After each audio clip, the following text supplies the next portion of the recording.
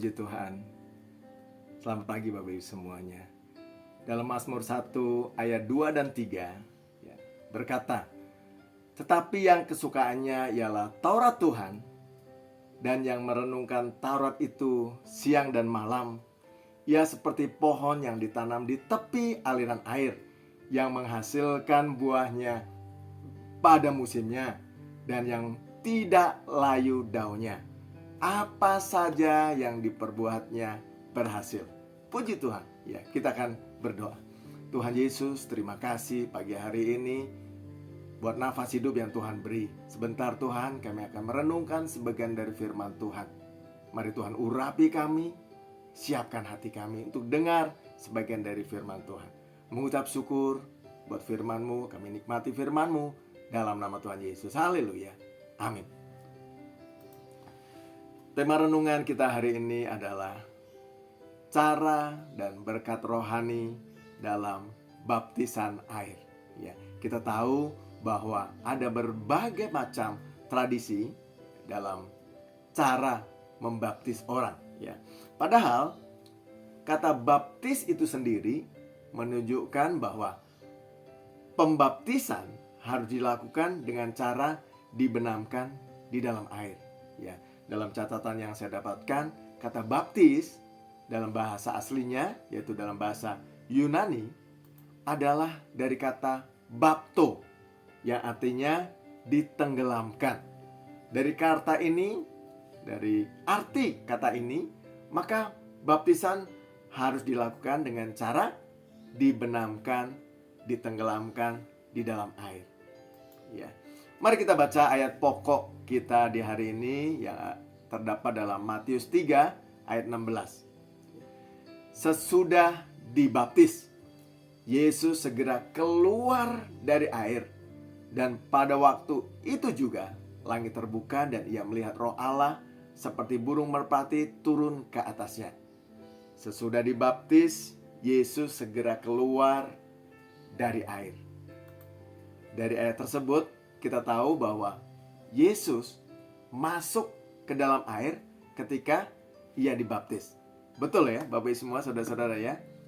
Nah, sekarang kita baca dalam Kisah Para Rasul 8 ayat 38 sampai 39. Ya, ini kisah tentang sida-sida dari Ethiopia bersama Filipus. Ayat 38. Lalu orang Ethiopia itu menyuruh menghentikan kereta itu, dan keduanya turun ke dalam air, baik Filipus maupun sida-sida itu. Dan Filipus membaptis dia. Dan setelah mereka keluar dari air, Roh Tuhan tiba-tiba melarikan Filipus, dan sida-sida itu tidak melihatnya lagi. Ia meneruskan perjalanannya dengan sukacita. Luar biasa, ya. Ketaatan dan penyerahan yang kita tunjukkan dengan memberikan diri untuk dibaptis memungkinkan kuasa Tuhan bekerja dalam hidup kita. Saya ulang, ketaatan dan penyerahan yang kita tunjukkan dengan memberikan diri untuk dibaptis memungkinkan kuasa Tuhan bekerja dalam hidup kita. Amin. Ada berkat rohani yang besar bagi orang yang sungguh-sungguh memberikan diri untuk dibaptis. Selanjutnya kita baca dalam Roma 6 ayat yang keempat. Roma 6 ayat keempat. Ini merupakan ayat hafalan kita ya Bapak Ibu semua ya sepanjang minggu ini. Dengan demikian kita telah dikuburkan bersama-sama dengan Dia oleh baptisan dalam kematian, supaya sama seperti Kristus telah dibangkitkan dari antara orang mati oleh kemuliaan Bapa, demikian juga kita akan hidup dalam hidup yang baru. Dalam baptisan air, secara rohani kita dikuburkan bersama Yesus.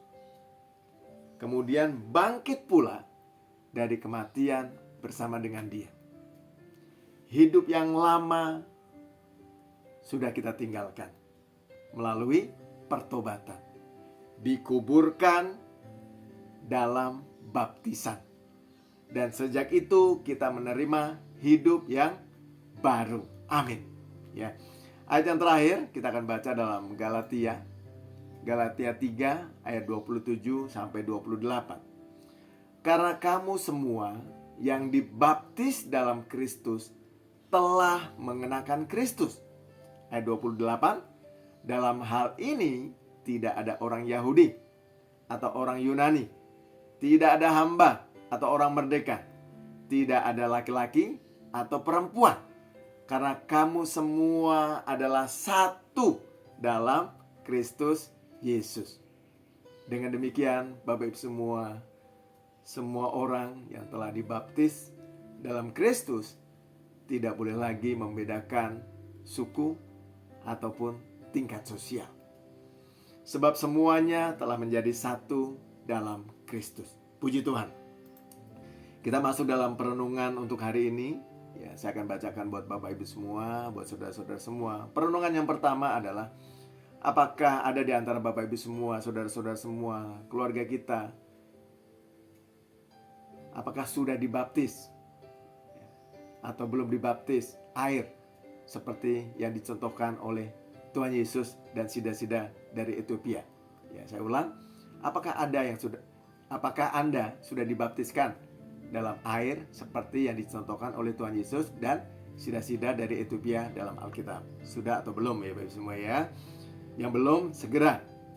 Ya, ada baptisan-baptisan, ya segera ambil keputusan untuk membaptis seperti yang dicontohkan oleh Tuhan Yesus dan sida-sida dari Ethiopia dalam Alkitab. Ya. Yang kedua, bila sudah, nah ini bila sudah, sudahkah Anda bertobat menerima Yesus Kristus dan mengalami kelahiran baru pada waktu Anda dibaptiskan dahulu? Apabila belum, ya hubungin hamba-hamba Tuhan agar mereka akan menolong, dapat membantu Bapak Ibu semua. Ya. Yang ketiga, sudahkah Anda benar-benar hidup dalam pola kehidupan yang baru sejak Anda dibaptiskan dengan air? Sudah atau belum? Ya. Yang terakhir, yang keempat, ya kita punya ayat hafalan dalam Roma 6 ayat yang keempat. Puji Tuhan. Ya, mari kita berdoa. Bapa Surgawi, terima kasih buat firman Tuhan pagi hari ini mengajar kami tentang baptisan. Roh Kudus meteraikan firman-Mu dalam setiap hati pribadi kami, lepas pribadi. Dan sebentar kami akan beraktivitas Tuhan. Kami serahkan hidup kami sepanjang hari dalam tangan Tuhan. Berkat Tuhan menyertai kami. Pertolongan Tuhan jadi bagian kami. Mujizat Tuhan nyata dalam kehidupan kami sepanjang hari ini. Damai dan sukacita Allah berlimpah buat kami sepanjang hari ini. Kami melangkah di hari yang baru, mengucap syukur kami taruh dalam nama Tuhan Yesus Kristus. Haleluya. Amin. Puji Tuhan. Tuhan Yesus memberkati.